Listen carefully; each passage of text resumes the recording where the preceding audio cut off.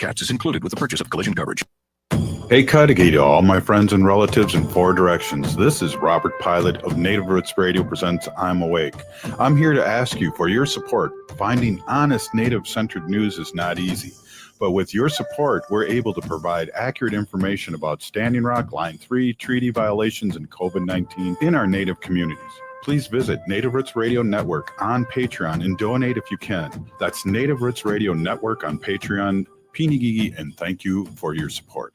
The city of Minneapolis is now on Native Roots Radio with Minneapolis AIR. AIR stands for American Indian Relations. Guest host Christine McDonald talks to people about important things affecting the city's Native communities. Minneapolis AIR dives into topics like public safety, public health, elections, and so much more. Tune in to Minneapolis AIR on Native Roots Radio from 5 to 6 p.m. on the second Wednesday of every month, right here on AM 950. MNsure is a proud supporter of Native Roots Radio. Looking for health insurance but not sure where to start? MNsure has you covered. You can find discounts, compare private health plans, and see if you qualify for free or low-cost insurance plans.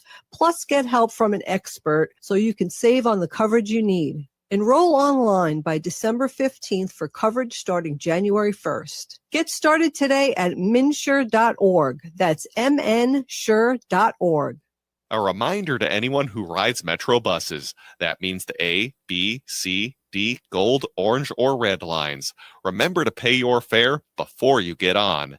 Either buy a ticket at your station's ticket machine, tap your go-to card, or pass to the reader at the station, or activate a ticket on the Metro Transit app. Have your proof of payment ready to show to trip agents if asked, or risk getting a citation.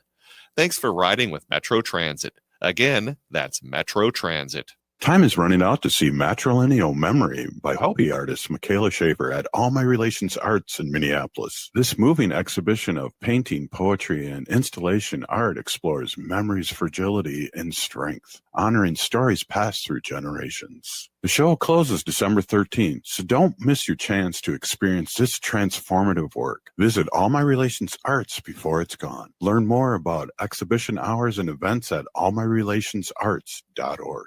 With your AM 950 weather, I'm Patrick Lilia. Tonight, cloudy with temperatures rising to 21, then Friday, snow with a high of 30. AM 950 needs your support to help keep the progressive voices you love on the air. If you can, head over to am950radio.com and make a donation. As a thank you, we'll send you the 6th annual AM 950 calendar featuring Matt McNeil's photography. That's am950radio.com. Portions of Native Roots Radio may be pre-recorded. It's a good day to be indigenous. Get up, stand up. They are going to become more brutal. Couldn't cut, hitting cut again. Because all the hippies were trying to be Indians anyway. They're going to become more regressive because it's a matter of dollars and their illusionary concepts of power. Hey, Victor. We must live in balance with the earth.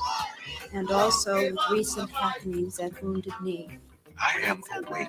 Welcome to Native Roots Radio presents I'm Awake, and I'm your host, Wakanja Hade. Hey, Cudahy to all my friends and relatives in four directions. You are listening to Native Roots Radio presents I'm Awake, and I'm your host, Robert Pilot. And hey, we discuss local, national, Native news and events.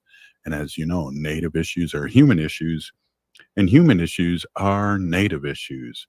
Hey, today we're going to have our friend Robert Lilligren of Native American Community Development Institute here in the Twin Cities, Minneapolis, for our show. And we're going to be talking about a lot of things that are going on all over Turtle Island. Before we get Robert on, I wanted to talk a little bit about what's going on. I did go last night, and I got to see Christmas in Ochapi, and it was fabulous. And again, it's a play by Montana Cypress, and he's a pretty famous dude. It was so funny, and I want to encourage everybody out there to go see this play and support local theater. Also, supporting things out there. We want to make sure, we just had Angie Vig on yesterday at Vig Guitars, and that's a Native American store here in St. Paul. And one of the best fixing guitar places. Go check them out and buy some Christmas presents. And also, we are at Southdale with Wendy's Art stop on by, pick up a card, buy a print of all her great animal paintings. And then again, Native Roots Trading Post is at Dayton's in downtown Minneapolis. So go check that out and support Native artists that we support at Native Roots Trading Post. Again, we're going to have Robert Lilligren on here today, and just really excited about having Robert on because we really talk about a lot of great things.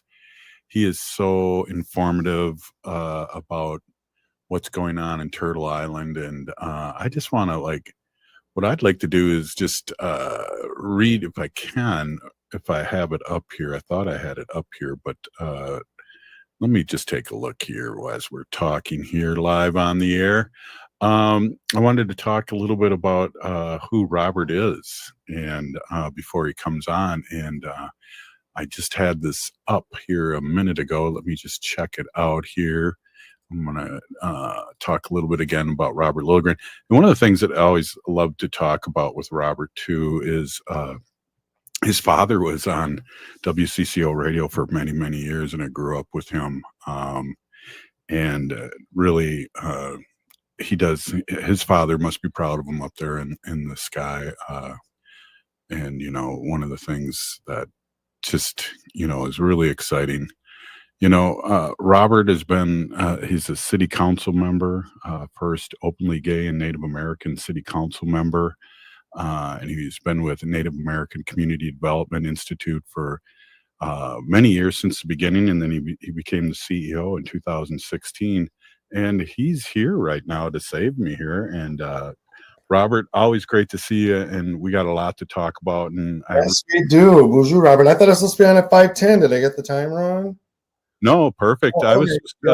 was just rapping and talking about Christmas in Ochapi and our store in Southdale and Dayton's, and then support Native artists and things like that. And then I got into your bio because I don't really read your bio that much when you're on, and I was reading that to our listeners before you came on. So no, you're perfect timing. Yeah, I read my bio every morning, Robert. Just to get I'm here wishing I had a bio. Oh, wow. I guess I even have a Wikipedia page, but I've never touched it myself. I didn't create it. I don't even know who did create it, actually. Oh, I don't know. Yeah. Well, and page. I don't have a Wikipedia either, but that's okay. That's okay. Yep. No, I'll start one tomorrow. Right. There's somebody else start one for you. Exactly. Well, hey, there is a lot going on, and I don't know where to start, but our relatives are being attacked, and it just reminds me of the way the natives were attacked continue to be attacked. Trump's getting his stuff from Hitler, and Hitler got his stuff from the United States, so it's all a big circular mess, Robert. It is a big circular mess. It's terrifying, really, and it's hard to know what to do, right, and how to respond. And just before this, I was looking at some live feed from the parking lot of the Target store on East Lake Street, where ICE was staging their raids and big community protests and things. And Target's reputation. I haven't shopped there since they canceled their DEI stuff, and right. So this isn't going to help their reputation being so closely associated with ICE, especially when you look at the customers are on the East Lake Street Target. It's brown folks, right? It's so close to Little Ethiopian United Tribes. It's the Latino community heavily, the Somali community. And so, yeah. But what's happening here, and I'm guessing many people have heard what the president said, the hideous words about our Somali neighbors and Somali relatives, and that they're, I think we call them animals. Do you call them animals? And they're not welcome here. And Minneapolis is a hub. The Twin Cities, really, but Minneapolis and the Twin Cities are a hub for Somali folks. Just like 80,000+ Somali folks here. They're very integrated into our community. They represent population growth, workforce growth.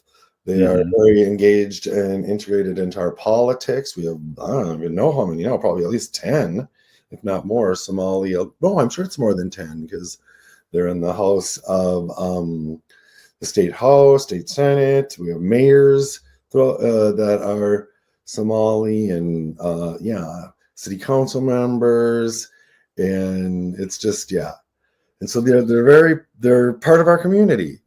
And so now all of a sudden to have a president of the United States dehumanize them in this way and then target them through ICE enforcement, through immigration enforcement. And 80% of these Somalis are citizens. Half of them are native born. They were born here, right? As American as anyone, and it's just this racist BS. And like you said, it's that Nazi-like dehumanizing of a whole group of people, so then you can do what you want to them, right? Well, it's interesting. I just don't think Trump's smart enough to be, reading the papers and seeing what's going on here.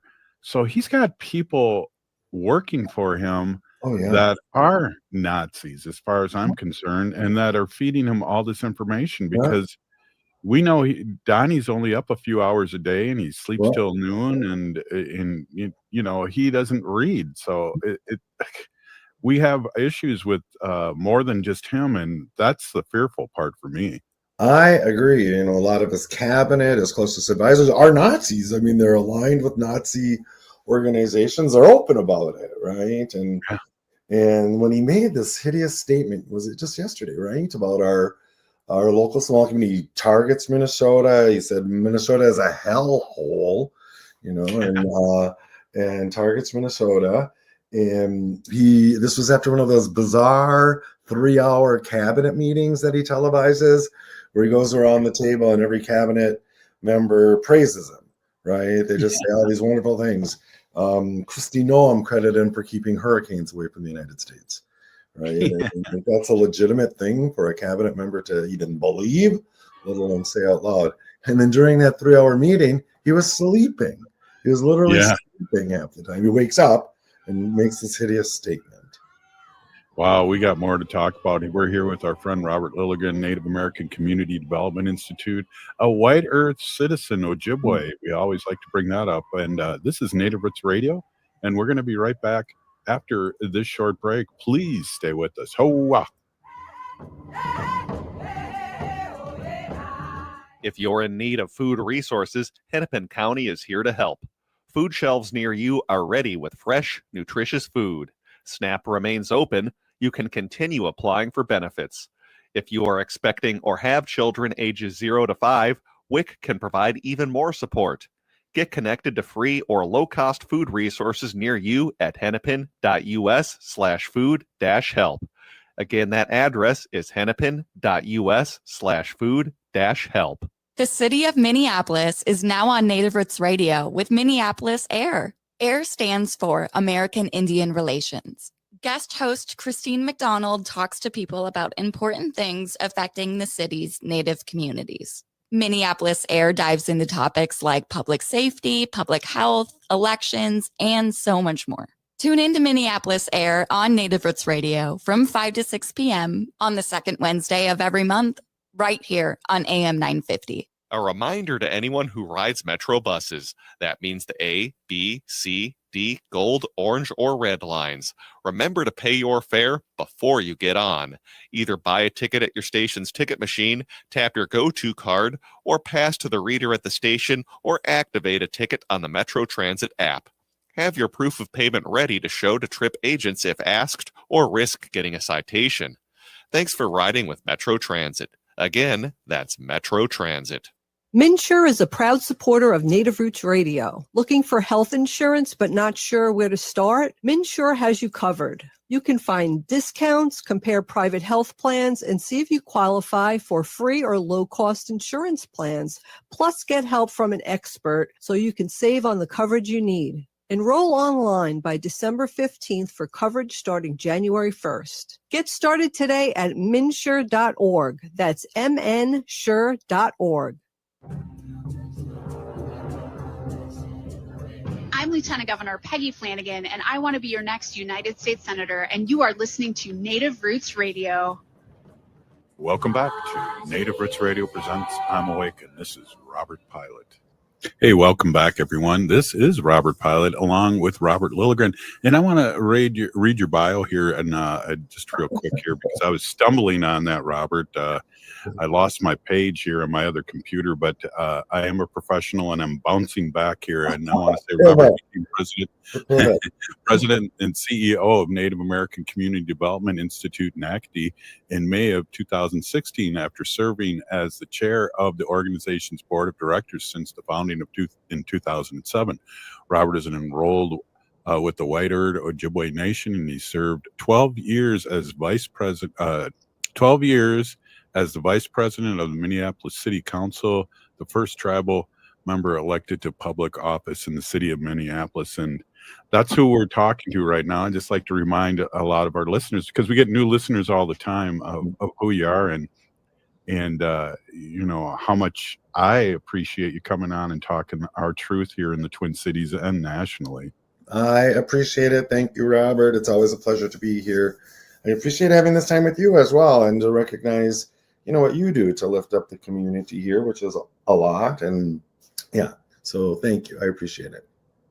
And I just saw you recently at the Minneapolis Indian Center, and that was a fabulous event that you had. Wasn't that something? It was different, you know, and it was the brainchild of the Minneapolis American Indian Center's director, Mary Lagarde, my whiter sister, and she dedicated some staff, and we had a couple staff at NACD that stepped in to do the logistics and planning, and it was sort of it was somewhat framed around Giving Tuesday, where the people are encouraged to give to nonprofits, but we didn't bill it as that or promote it as that because we didn't want community to feel like there was a barrier, right? Like you had to give to come to the event. But there were dozens of Native orgs tabling there, and non-Native orgs, neighborhood organizations and things, and it was just a really positive space.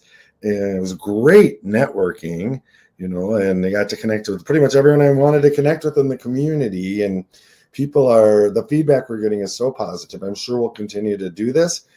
And we do a number of these resource fairs and things, but this one just had a more social vibe, I think, a more community vibe. It was kind of star-studded.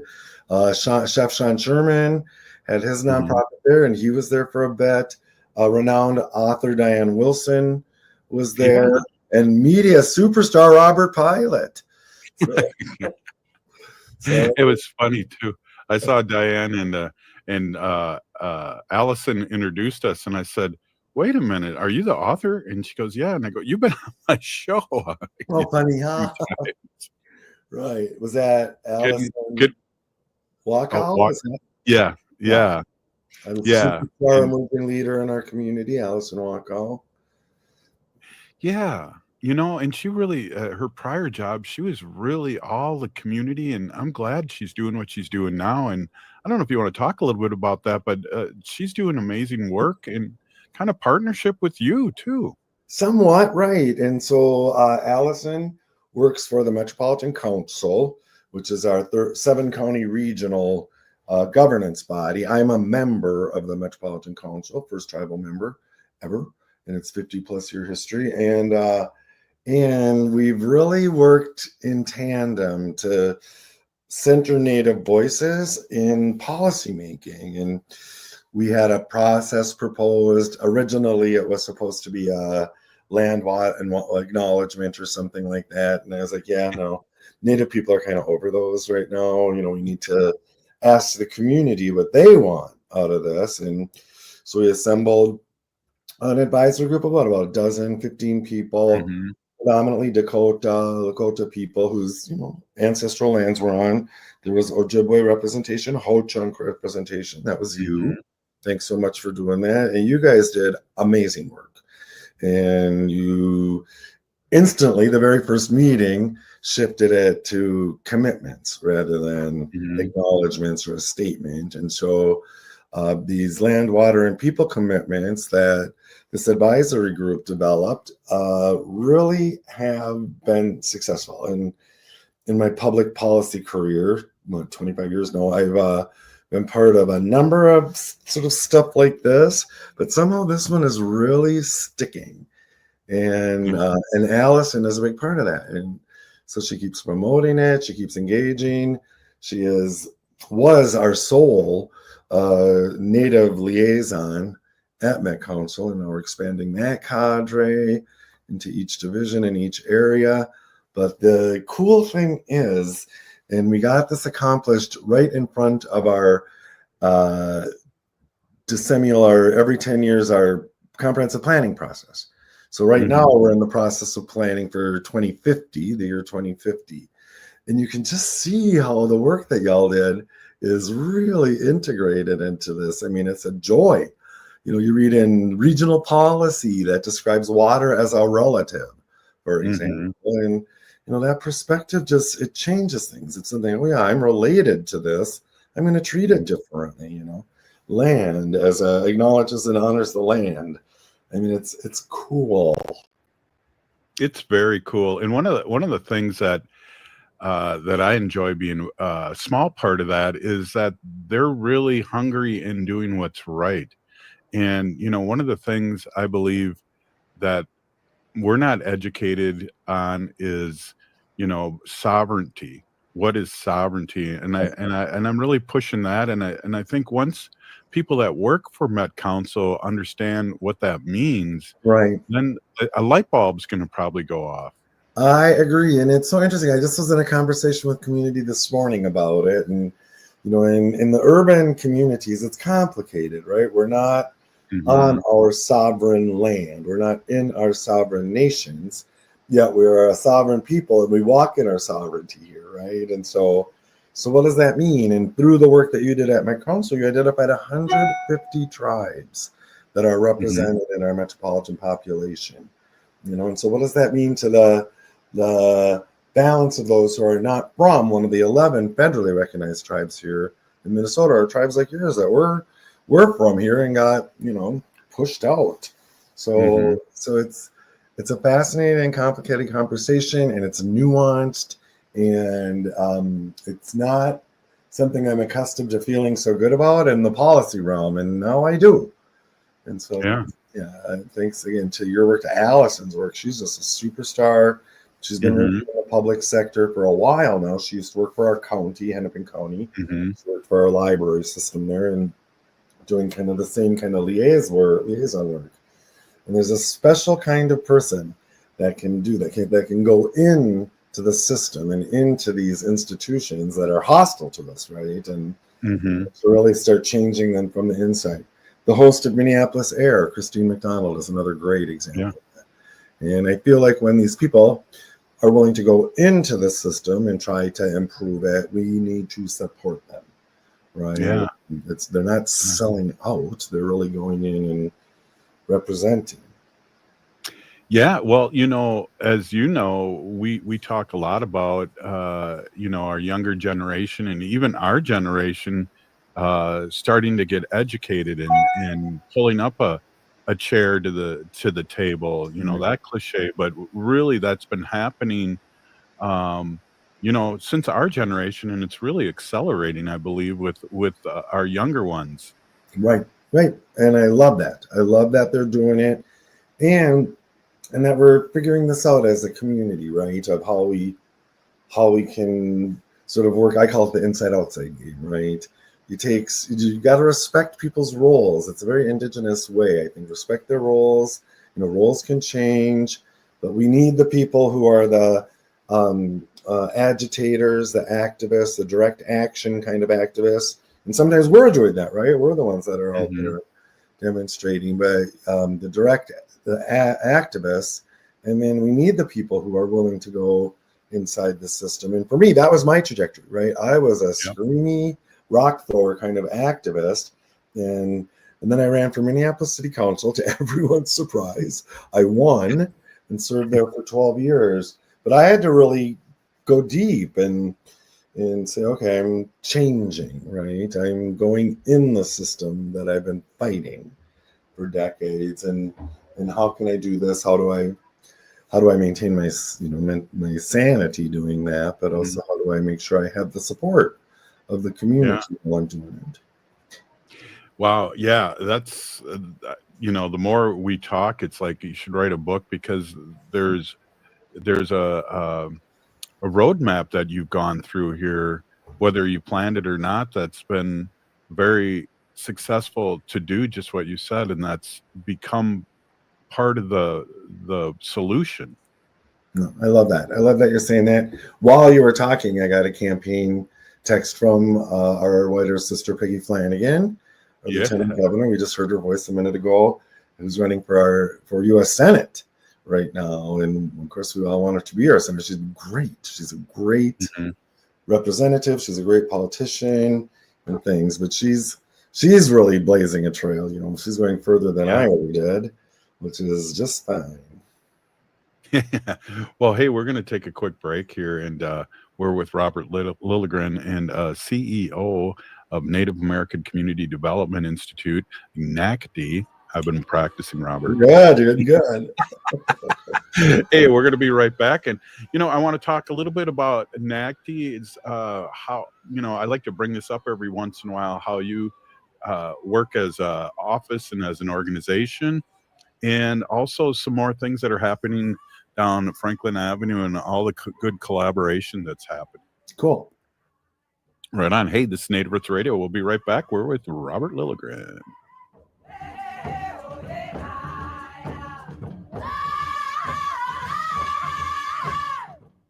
MNsure is a proud supporter of Native Roots Radio. Looking for health insurance but not sure where to start? MNsure has you covered. You can find discounts, compare private health plans, and see if you qualify for free or low-cost insurance plans.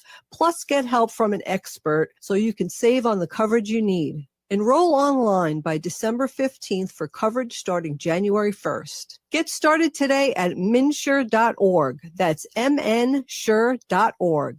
A reminder to anyone who rides Metro buses. That means the A, B, C, D, gold, orange, or red lines. Remember to pay your fare before you get on.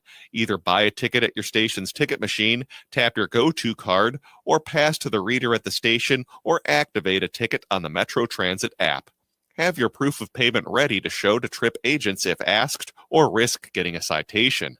Thanks for riding with Metro Transit. Again, that's Metro Transit. Time is running out to see Matrilineal Memory by hobby artist Michaela Schaefer at All My Relations Arts in Minneapolis. This moving exhibition of painting, poetry, and installation art explores memory's fragility and strength, honoring stories passed through generations. The show closes December 13th, so don't miss your chance to experience this transformative work. Visit All My Relations Arts before it's gone. Learn more about exhibition hours and events at allmyrelationsarts.org. The city of Minneapolis is now on Native Roots Radio with Minneapolis AIR. AIR stands for American Indian Relations. Guest host Christine McDonald talks to people about important things affecting the city's Native communities. Minneapolis AIR dives into topics like public safety, public health, elections, and so much more. Tune in to Minneapolis AIR on Native Roots Radio from 5 to 6 p.m. on the second Wednesday of every month, right here on AM 950. Minnesotans age 65 plus might qualify for Health Partners Minnesota Senior Health Options. The easy all-in-one plan includes personal support, coverage for medical, prescription drugs, and dental, plus many extra benefits. Eligibility information is available at healthpartners.com/oneplan. Health Partners is a health plan that contracts with both Medicare and the Minnesota Medical Assistance Medicaid program to provide benefits of both programs to enrollees. Enrollment in Health Partners depends on contract renewal. If you're in need of food resources, Hennepin County is here to help. Food shelves near you are ready with fresh, nutritious food. SNAP remains open. You can continue applying for benefits. If you are expecting or have children ages 0 to 5, WIC can provide even more support. Get connected to free or low-cost food resources near you at hennepin.us/food-help. Again, that address is hennepin.us/food-help. Cafe Latte offers made-from-scratch soups, salads, sandwiches, and mouth-watering desserts. So come check out their pizza and wine bar, or get a treat from the bakery made fresh daily. Plus, you can still do online ordering and takeout, along with gift cards. Just go to cafelatte.com and choose from their ever-changing selection of award-winning salads, sandwiches, and soups. Cafe Latte is located off Victoria and Grand and online at cafelatte.com. With your AM 950 weather, I'm Patrick Lilia. Tonight, cloudy with temperatures rising to 21, then Friday, snow with a high of 30. Maverick's Real Roast Beef is an East Metro treasure with the best roast beef sandwiches in the Twin Cities, but don't miss out on the chicken, Philly steak, brisket, fish, and more. Maverick's is in Roseville on Lexington Avenue, 1 mile south of Highway 36. Check them out at mavericksbeef.com. ATNF AM 950, St. Louis Park, Minneapolis, St. Paul.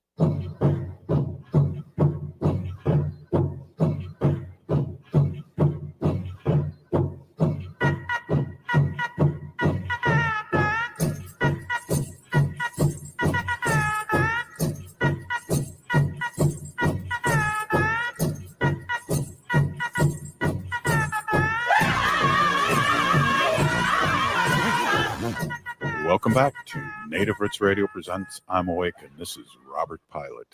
Hey, welcome back, everyone. This is Native Roots Radio, and we are with our friend Robert Lilligren. And boy, we always have a great conversation. I know we had somebody post here on, I believe it was Facebook, saying that they always enjoy the show when Robert Lilligren is on. Oh, thanks. and so do I. So there's a lot to talk about, and specifically we talked a little bit about our relatives in the Franklin, or our corridor, which is our Somali relatives, and how we need to support, and there's just so much else going on, it's just hard for me to talk about because I was a teacher, Robert, and I remember when the Somalis first came here, and they were, I was amazed, one, that they'd only been here a few years, and they spoke English well. They knew what was going on, and they were on top of things. And there was a lot of trauma from the people that came here too. So I had a lot of respect for where they came from and what happened. And the United States did a good thing by, offering them to come here. Agree. And, there's a lot to unpack in what you just said. But when I was on Minneapolis City Council, I represented the bulk of the Somali community, or a lot of it. And so I knew to be successful, I had to figure out how to engage these communities. They're a lot like Indigenous people, right? They're very tribal, they're, and things. And so I hired Somali staff for sure in my city hall office, but really got to engage with the community and have followed this trajectory, right? Minneapolis has a lot of organizations, agencies that do refugee resettlement. And so we have these growth. Our growth, and oftentimes comes from refugees or asylees, and there's waves of them. I remember back in the early 80s, it was Russian asylees and refugees, and there's been others. And so the last big wave, the Southeast Asian, Pacific Islander refugees. And the last big wave was the Somalis, and it hasn't been that long. I mean, it's really just been from around 2000, maybe so. But once there was this critical mass of Somalis settled here, then it started to grow, and it's internationally recognized now. We have a few malls, the 24th Street Mall, Carmel Mall, which are becoming focuses for these ICE raids that are, people travel from all over the country to shop at these malls, and they're nothing fancy, but they serve the community, right? And there's all this growth, and so it's particularly disturbing to see this ICE activity, but even here in the community. So a lot of the Somali folks live right in the same geography as our native folks, and so there's every opportunity for conflict and friction, and because of the Somali status as refugees or asylees, that creates greater eligibility for federal support kinds of programs and housing, and You have a bunch of descendants of people who are living with colonization and broken treaties, and I go, where's ours? And so it doesn't take much to ignite those conflicts, but I haven't heard of any for quite a while now, and we're figuring out how to really coexist. And a lot of our people that come to our gallery or our farmers market or Powell Grounds coffee shop are neighbor people, Somali. And so there's just a lot of interaction, and we got to stand together on stuff like this, right? I mean, we're all under attack right now. And so, so we got to stand together. Yeah, definitely. Hey, there's a lot happening in the American Indian Culture Corridor right now. And can you share some of the community infrastructure and organizational developments that are taking place? Yeah, you sound like me. Your vocabulary. I'm reading your text. That's why I sound like. Yeah, but as a policymaker, I'm always using words like infrastructure and blah blah blah. But we really have a really robust urban Indian, and I'll use the word infrastructure, organized infrastructure, and we have leadership at all levels, whether it's formal leadership, heads of organizations like me, or people in the community that are just stepping out to make this community a better place, and everything in between. And actually, one of my earlier conversations today was with community members about this.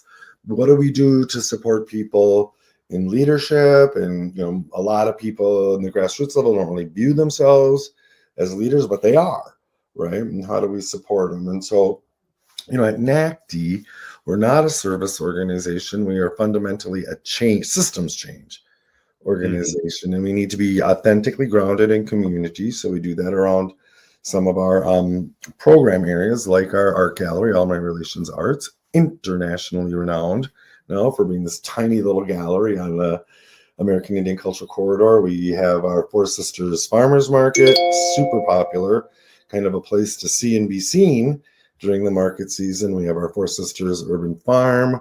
We have our Make Voting a Tradition, which is robust, engage in the political process and policymaking process, right? Nonpartisan, of course, we're a nonprofit. But, and so that keeps us really in the community. And then we work at the systems level, policy level, just about everyone at NACD is on a board. We're in boardrooms, things like that, working directly with government. And a lot of what we do, it's so fascinating, Robert, that we occupy the space between community and these non-native institutions and organizations, and that can be kind of risky space. And instead of sort of trying to translate native perspectives into these non-native institutions, our work is to educate the institutions how to engage with us, how we want to be engaged. And so we were just talking about some of these, they're kind of obtuse or obscure examples, but it's like, we're changing a system here, right? And sometimes this work can be very hard to gauge and hard to report on, but it does happen, and it happens one community member at a time. Yeah, definitely. And, I think you can gauge it by just our eyes, and how I feel like, too, you've really helped in Native American Community Development Institutes, really helped with I don't know how I can say this other than this, and you'll know what I mean, is sharing the wealth and not fighting over crumbs, but sharing these great things, and not living in a silo, I guess. I just love that you said that. It's really affirming. Thank you, Robert. And how I would phrase it, I haven't used these words for a while, but we have this forced perspective of scarcity, right? This is an impact of colonization, forced assimilation, that we never have enough. We don't have enough to realize our visions here. And I think that's false, right? I think there's enough. There's probably more than enough. But the system, the colonized system, wants us to fight over what appear to be crumbs. And so our work is to flip that mentality of scarcity to a mentality of plenty. There is enough. Let's figure out how we can work together to access what the community needs to realize its own vision, right? Now, someone isn't coming us and telling us what it is we want. We're telling them, here's what we want. Here's how you can resource it or be a partner here. But it is, I mean, it's fundamental to our work, and it makes my heart sing that you would say that. Yeah, and it's so true. And I what I like, and you know, my background here a little bit. I like how your organization is many different nations, as opposed to one governmental nation that I worked for. And again, a silo of sorts. And I love that term about scarcity. That's the mentality that a lot of us in native governments deal with too. Right. Agree.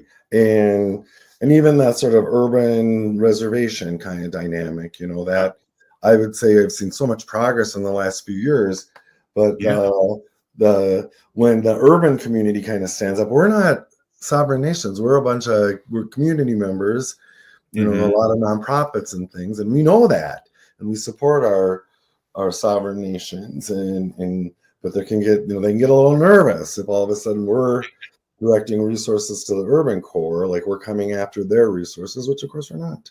You know, the argument is working in collaboration, we can best serve our relatives. Definitely, and boots on the ground, because there is a distance, you know, physical distance, but also just a distance between government officials and people that are hungry or people that need help and things like that. They may hear about it, but you know, like Native American Community Development Institute is boots on the ground in so many different facets, and you have your ear to the railroad tracks. I feel like what's happening. That we try, right? And we need to be authentically community based. And so, you know, our organization, I often describe it as being very permeable to community. And, you know, you're in our space a lot of community people are. And as you've seen, we've reconfigured our space. We're just finishing that. And our whole floor, street level floor, is meeting space. You know, tomorrow that space is occupied from 8:30 in the morning until 4 in the afternoon. Excuse me, with different configurations of community, some community and government, some of our collaboration, our Good Relatives collaboration. We'll be celebrating the Bush Native American Prize winners at the Indian Center, but then there'll be some subsequent meetings. There's going to be some videographer, you know, videotaping going on there. And it's just, one of our staff members, the brilliant Alex Buffalo, had just put out our schedule for tomorrow. And it's like, dang, we're busy. And we're using every inch of that goofy little yellow building on the American Indian Culture Corridor on East Franklin Avenue to serve the community. Well, we're wrapping up this segment, and I really like to revisit the way the Native American Community Development Institute kind of runs itself as an organization. And, you know, I love to bring this up and, you know, talk about the struggles of people buying into the system and how well it's worked. And I like to bring that up every once in a while. And if you don't mind, we could talk about that in our last segment together. Yeah, sounds good. All right. Hey, this is Native Roots Radio, and we're with Robert Lilligren, CEO of Native American Community Development Institute. You notice I haven't said Native American Community Clinic in a long time, so I should. I make that same mistake from time to time. I should get some award. Hey, we'll be right back. Please stay with us.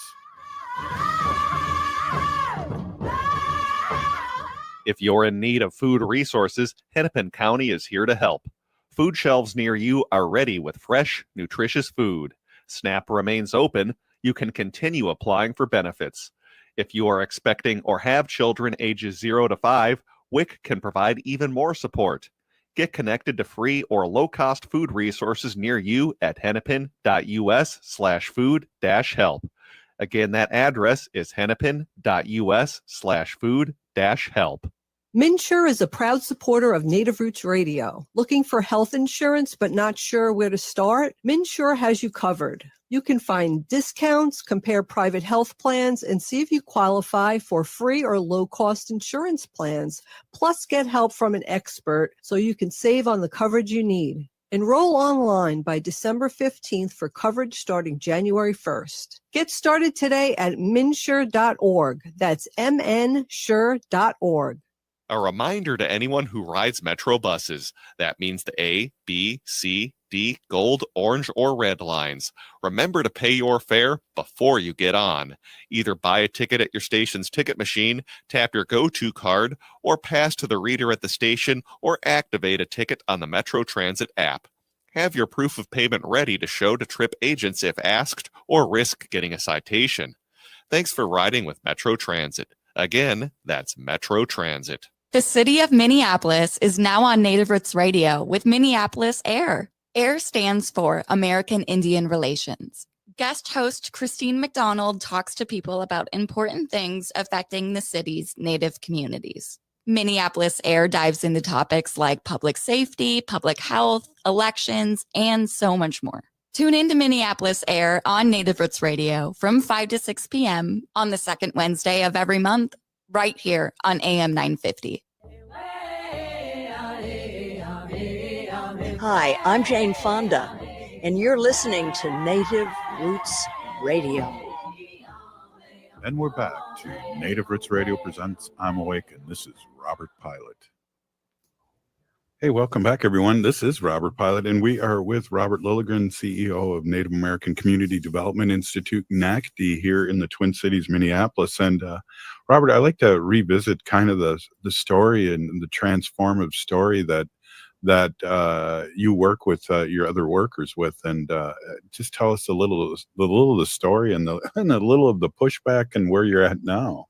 Great. I hope this is what you were asking about. But like a lot of Native orgs, we strive to indigenize our operations, right? And so what does that mean?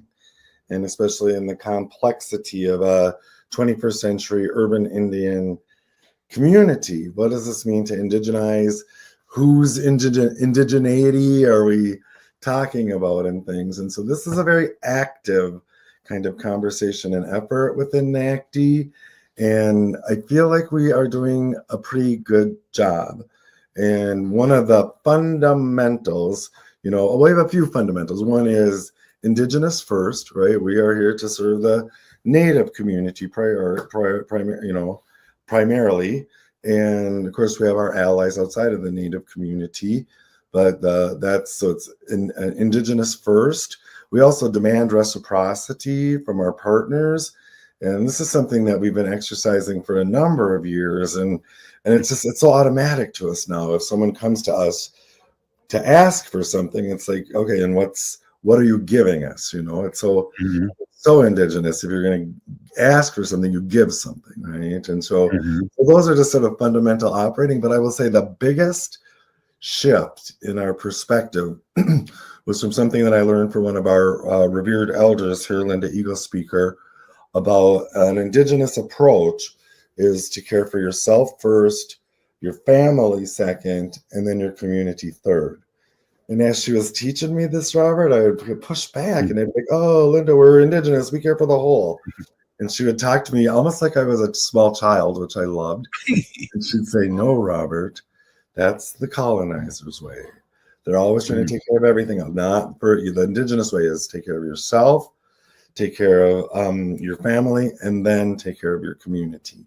And so I didn't really have any proof, but I thought, okay, I'm going to believe this elder. And so I started to integrate that approach into my own life. And I saw the transformation it had on me, my work, my energy and things like that. Oh, okay. So we started to expand that to all of NACD staff. And of course, they resisted because it is not how we have been conditioned. Right. But as we adopted this, it's been several years, probably 3 years, 3.5 years, that this has been our approach. The effect on our workforce and on our work has been transformational. And people come to our work and they're cared for, they know their families are cared for, and they give 150%. to serving the community. And I don't know why not just nonprofits, but businesses don't operate this way. It's so profit, dollar driven, or, in a lot of nonprofits, there's a ton of oversight and so much energy is put into almost beating people down, and it's building people up. And it's a joy. It's a joy to work in that environment. It's a joy to watch these young Native professionals that I work with just blossom. Yeah, not used to it. And so have you had any people come and ask you how you've done this? And are you open to people that are listening, maybe to have you reach out and talk about this? Because to me, this is transforming a workforce that right before my eyes. That's what it has been. And yeah, people do ask, and there's another local organization. It's called Tawahi Foundation, and they do a lot of leadership development. One of our staff just went through a whole leadership cohort. It was a brilliant experience for her. And so with the lead of the Tawahi Foundation, we were trying to figure out how we can maybe integrate our work and support each other to do that. And the CEO there is Nikki Paratas, and another young, brilliant, emerging leader. And she said this to me, and it meant a lot. She said, we were talking about indigenizing the workplace. And she said, a lot of folks talk about doing that, and at NACD, you're actually doing it. I'm like, okay, you never know if people see what you're doing or notice what you're doing. And so that was very affirming. So we're going to try to, kind of more sort of institutionalize this.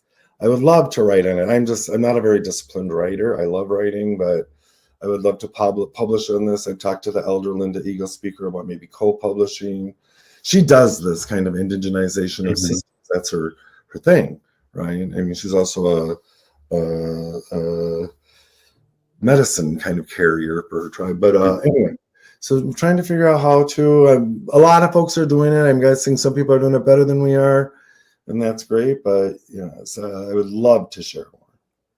Well, I know, and again, I'm not speaking from experience, but I've heard if you do 2 pages of writing a day, or 1 page or 2 pages a day, you'll have a whole book in a year.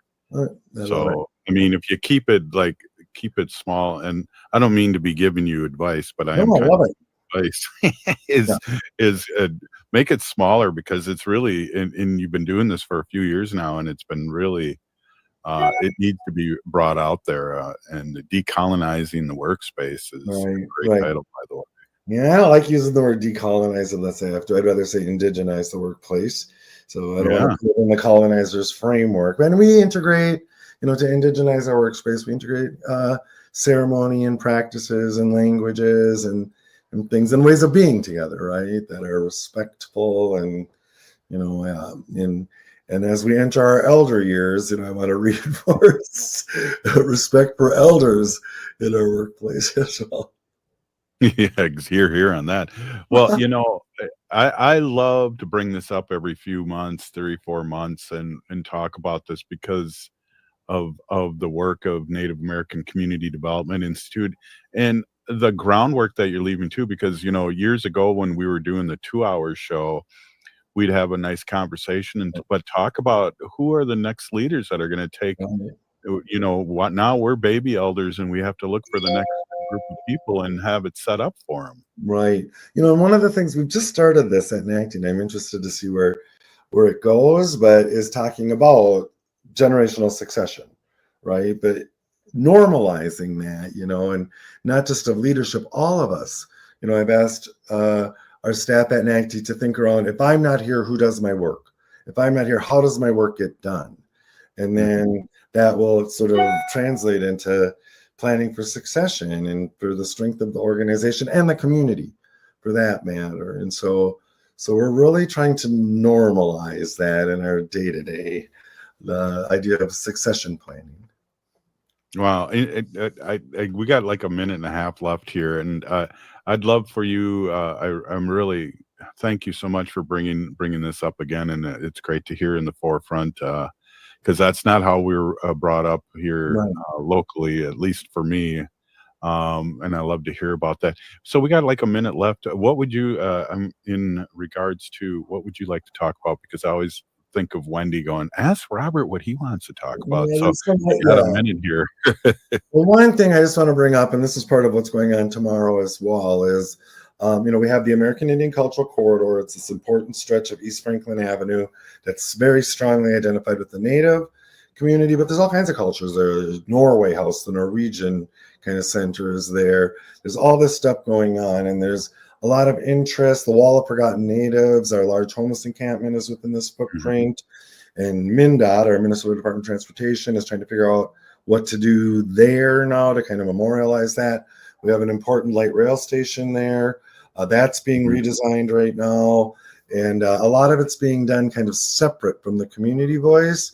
So, of course, at NACD, we're all about getting the community voice centered in these kinds of processes, and we're having some success. And so tomorrow's going to be kind of a pivotal day. We'll see where it goes. Robert, thank you so much. It's always great to see you, and always great to listen to the great work and your perspective on what's happening. Thank you so much. It's my pleasure. You bet, Robert. Right on. Hey, this is Native Roots Radio. We'll see you tomorrow with State Senator Mary Kunesh. Hoa.